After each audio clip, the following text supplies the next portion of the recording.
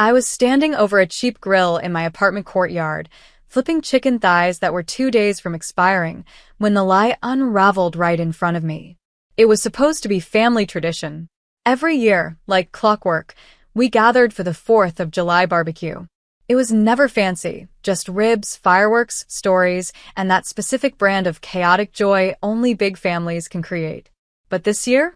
Too broke for prep and travel. My mom had texted.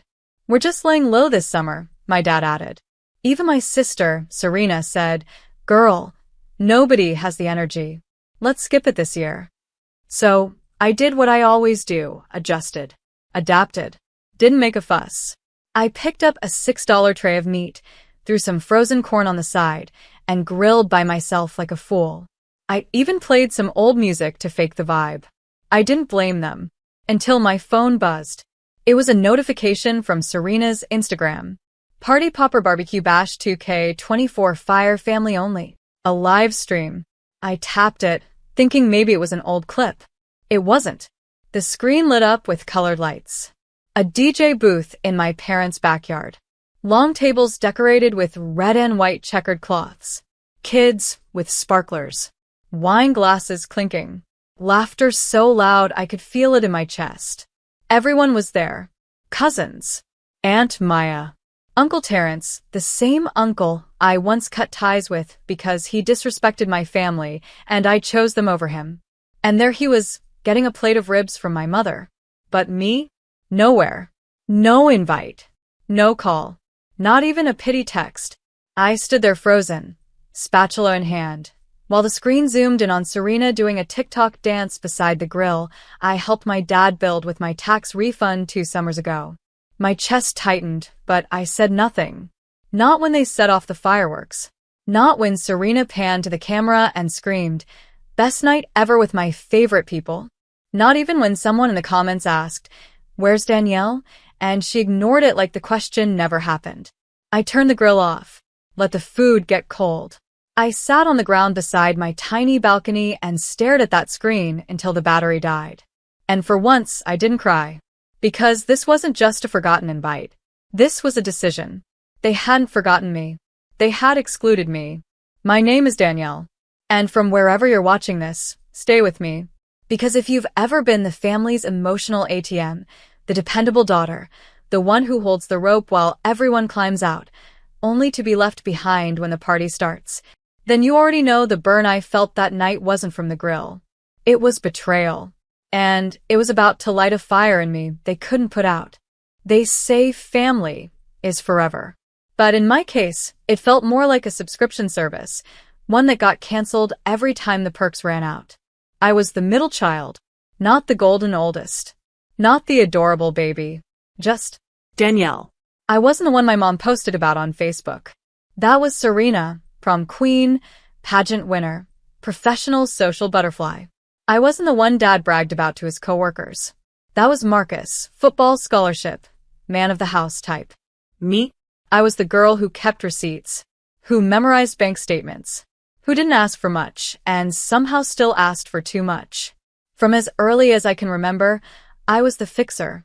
When Serena's tuition fell short by $2,000, who quietly wired it without being asked. Me. When Marcus crashed his car and needed a down payment on another one, I figured out a small loan plan that wouldn't break him. When Mom called crying about the lights being cut off midwinter, I left work and paid the bill before the end of the day. They never said thank you.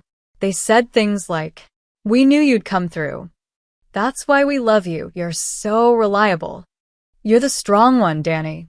But strong was just code for we'll dump everything on you because you don't complain loud enough to scare us. I remember one Christmas when Serena didn't show up with a gift for Mom, and they laughed it off. I gave Mom a hand-knit sweater I'd spent weeks making. She looked at it like it was a burden. "Oh, you made this yourself?" Not with joy. With discomfort. As if my love had weight, and she didn't want to carry it. Even when I bought the family new phones during a rough year, it became Serena's accomplishment. She picked the colors. Mom said, "No, I picked the colors," I corrected. Serena just smiled, said nothing, and I did what I always did. Stayed quiet. I told myself they just didn't know better. That one day they'd realize who I was, what I meant. I kept giving, thinking love was earned through sacrifice. But love, real love, doesn't make you beg for crumbs at a table you helped build. And that barbecue? That was the final proof. They didn't forget me. They didn't miscommunicate. They sat down and chose to plan joy without me. But they still had the audacity to expect me to fund their grief when the lights dimmed again. They still believed I was on standby, the family's personal emergency fund with no face, no feelings, just Venmo and forgiveness. And the sickest part? I used to accept it. I wore that pain like armor, but not anymore. Because that night, staring at their smiles through a screen, I finally understood. They didn't need me emotionally. They only needed my credit card. And that means I'm not their daughter. I'm their bank. But even banks close accounts. I didn't sleep that night. I lay on my back in bed, my room lit only by the glow of my phone screen. The live stream was over, but Serena had posted clips, reels, stories, even a carousel of group shots titled, "Just Family Things, Two Hearts." I watched every second of it like a crime scene. There was Mom, laughing with her favorite cousin while holding a glass of sangria, the one she told me she didn't have money to make this year. There was Dad on the grill, flipping steaks and dancing to old-school R&B, the same man who said, "It wouldn't be right to celebrate when we're behind on bills." There were even coordinated shirts. Cole Family Barbecue 2024. Custom. Printed. Planned. That takes time, effort, intent. You don't accidentally print shirts for a party you're too broke to throw. And that's what gutted me. It wasn't just the party. It was the lie beneath it. The coordination. The group texts I was never added to. The playlists I didn't help make. The recipes I wasn't asked to send, even though I was the one who always handled the damn potato salad. They moved without me. Not around me. Without me. I'd spent years telling myself I was just overlooked. Quiet. Forgettable. That it was my fault for not being more involved, more vocal. But this time, I had asked. I offered to help. I even volunteered to host it at my place to save them the trouble. They said no. And then they partied like I didn't exist. What hurt the most wasn't the stream itself. It was a message I got while doom scrolling through the comments. A DM from my cousin Lacey. "Didn't know you weren't coming. I asked Serena if you'd be late, and she just shrugged. Shrugged. As if I were a guest who canceled last minute. As if I hadn't been deliberately erased from the plan. I lied to Lacey and said I had work, but that lie sat in my throat like gravel. Because I was done covering for people who never once covered for me. I thought about every time I made excuses for them. They're just dressed. They didn't mean it like that. Maybe they forgot to add me to the invite. But forgetting is a mistake. This was a strategy. I sat there watching a video of Serena popping a champagne bottle while shouting, "To chosen family." And something in me snapped. It wasn't rage. It was clarity.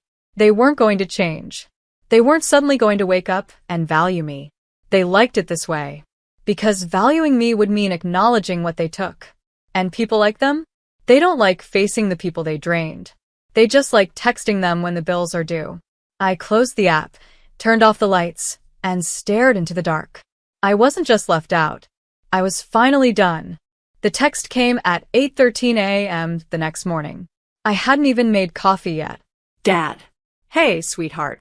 Can you send over the $4,600 for the utility bills this month?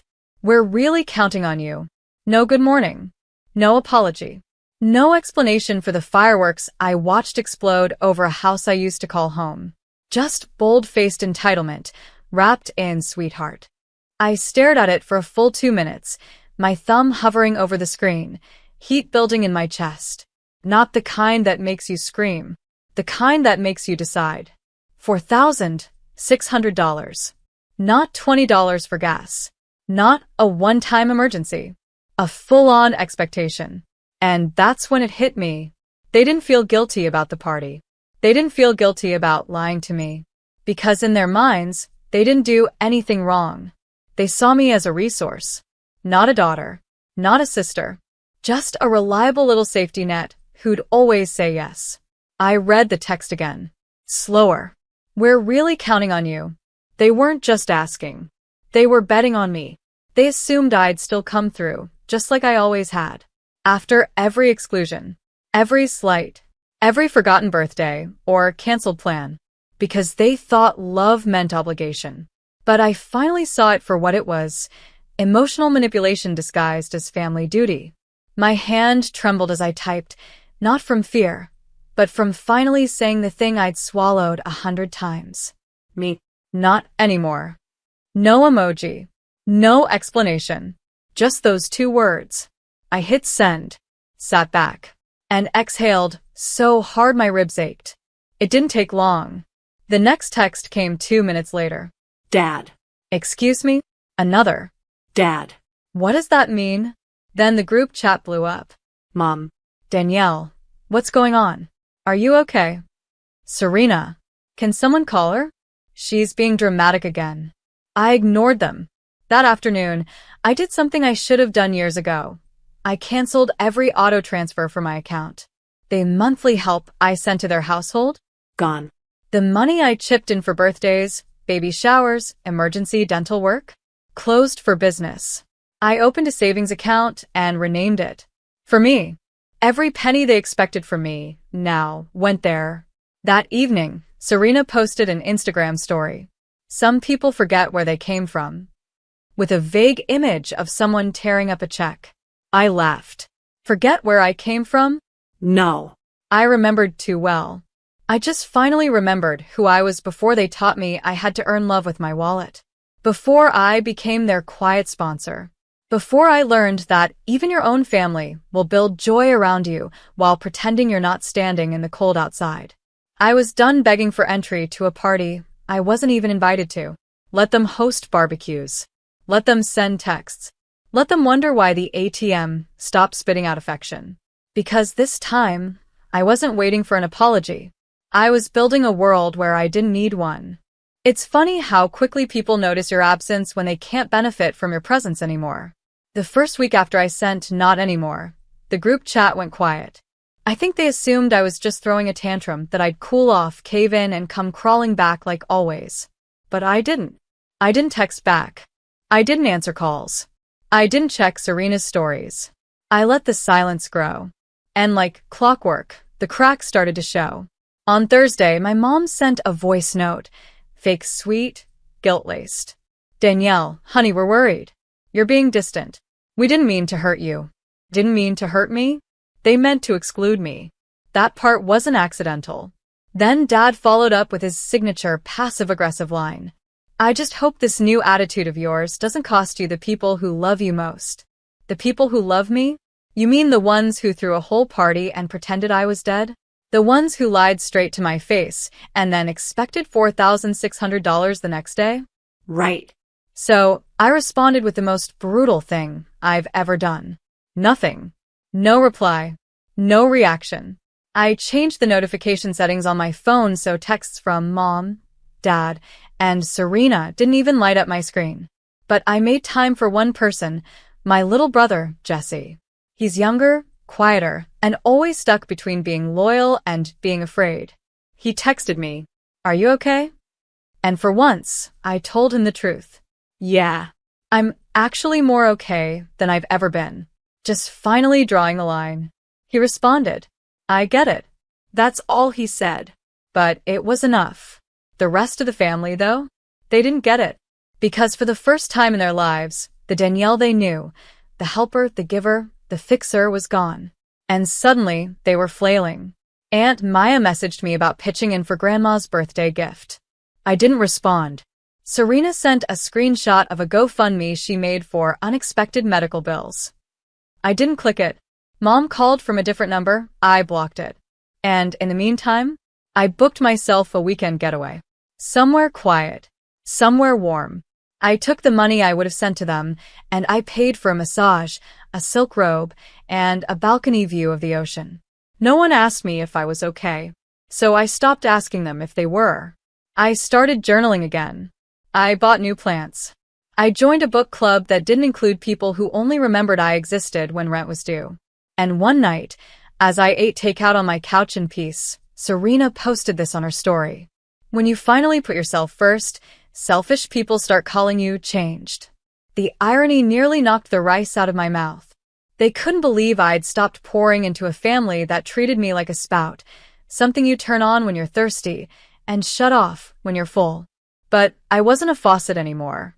I was a flood. And they were going to learn what it felt like to be left in the drought they created. The first real sign that they were struggling came through my email, a forwarded notice from the power company, addressed to my parents. Urgent. Second notice. Scheduled shut-off pending. It wasn't even sent to me directly. No, my dad just forwarded it with a single line. This is what happens when you ignore your responsibilities. Responsibilities? I laughed. Out loud. In public. I was sitting at a coffee shop, sipping a $7 lavender latte that I didn't feel guilty about for once. And this man, this father, was trying to shame me into feeling bad for no longer carrying his load. I deleted the email. 2 days later, Serena texted, "You're making everything harder than it has to be." No, how are you? No, I'm sorry. Just blame.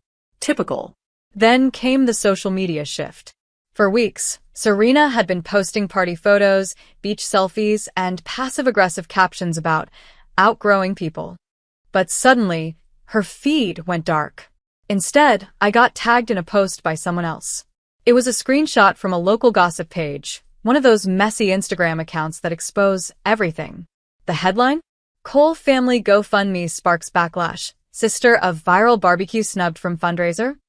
Underneath were comments like, "Wait, this is the same family that left her out of that barbecue, right? Didn't she used to pay their bills? LOL, now they want her money?" The audacity. Apparently, someone pieced the story together. People remembered. That live stream? It had burned its way into the internet's memory. And now, the same people who cheered their party were dragging them for begging. Their GoFundMe raised $92. The goal was $10,000. Meanwhile, my inbox was filling with requests for interviews. People wanted to hear my side. Podcasts. Local news. One reporter offered to fly out and do a video feature. I declined. Because my revenge wasn't going viral. It was living well. I posted one photo, just one. Me on a balcony in a silk robe, holding coffee, ocean behind me. No caption. And yet, somehow it said everything. Serena texted me, "You really think you're better than us now?" I didn't respond. Mom tried next. "You're embarrassing the family." To which I almost replied, "You embarrassed yourselves." I just stopped cleaning up after it. But I didn't send it. Silence was better. Silence was louder.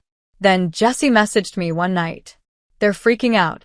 Dad's blaming everyone. Mom keeps crying." Serena deleted Instagram. I asked, "How are you holding up?" He replied, "Better now. I think I needed to see all this. I used to think you were just moody. But now I get it. You were exhausted." That was the moment I knew I'd made the right choice. I didn't want to destroy them. I just wanted to stop disappearing for them. Let them feel what it's like to live without me. Not because I want them to suffer, but because I want them to learn. Love isn't a transaction. And loyalty without respect is just self-betrayal. It was a Sunday. Quiet. The kind of day made for healing. Soft sunlight, clean floors, music low in the background. I had just made cinnamon tea and lit a new candle when the buzzer rang. I wasn't expecting anyone. When I looked through the peephole, my stomach didn't twist. It hardened. There they were. Mom. Dad. And Serena. All standing in the hallway of my apartment building, dressed like they were going to church, not storming the gates of the daughter they left out. Dad stepped forward and pressed the intercom again. "Danielle. We need to talk." His voice was tired, rough around the edges. I picked up the receiver, but didn't buzz them in. Instead, I just said, "Now you remember where I live?" There was a pause. Then Mom's voice, soft like a blanket over a weapon. "We didn't mean to hurt you. Can we please come in?" I almost laughed. Come in?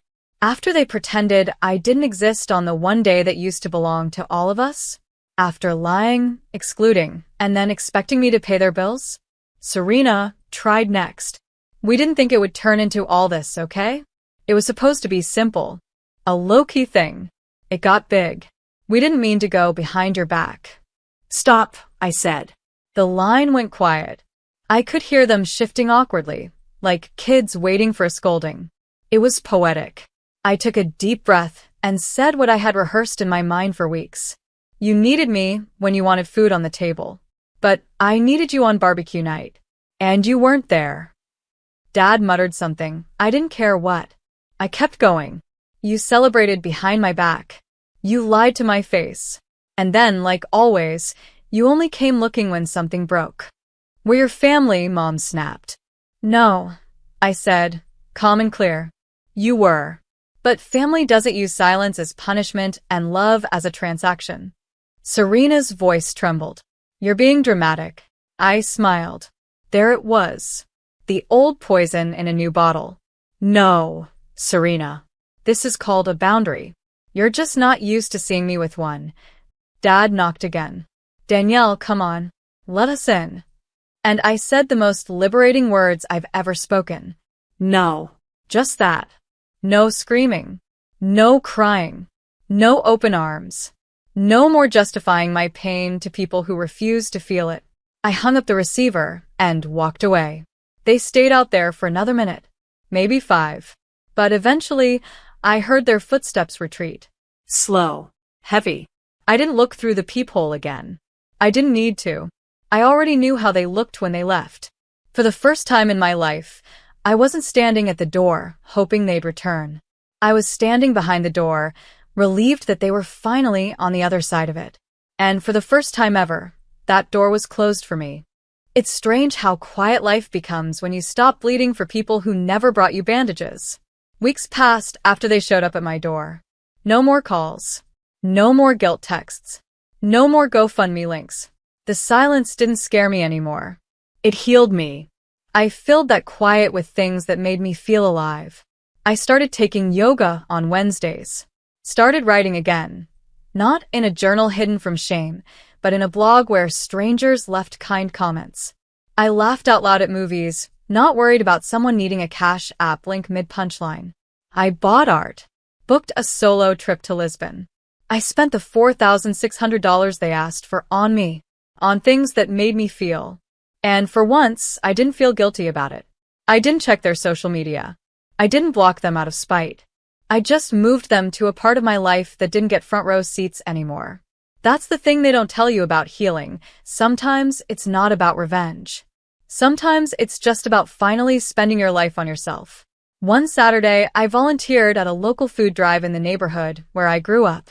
It used to be something our family did together. But this time, I went alone, and I brought more than just donations. I brought experience. I created a small fund for single women struggling with toxic families. Quiet grants. No red tape. Just support. I called it the Forgiven Line. Not because I forgave them, but because I forgave myself for staying too long. And as I handed a grocery bag to a woman with tired eyes, she smiled and whispered, "It means a lot when someone shows up. Thank you." That's when it hit me. I had spent so many years showing up for people who only opened the door when they wanted something. Now I was showing up for people who were grateful I knocked. That night, I sat in my living room, candles lit, feet up, scrolling through photos of Lisbon apartments, just dreaming. And a text came in. Not from Mom. Not from Dad. Not from Serena. From Jesse. "I'm proud of you, Danny. You made it out." And I cried. Because I had. I had made it out of the trap of being the reliable one. Out of the house where love came with terms and loyalty had expiration dates. Out of the lie that said, to be good, you must give until there's nothing left. Not anymore. Now I gave with full hands and a full heart to people who never asked for more than I could give. People who saw me, not just my wallet. And the final message I ever sent to my parents came weeks later, after a brief letter arrived asking if we could have a mature conversation and put the past behind us. I replied, "The past made me strong. The present makes me free. I don't hate you. I'm just not coming back." That was it. No drama. No revenge fantasy. Just peace.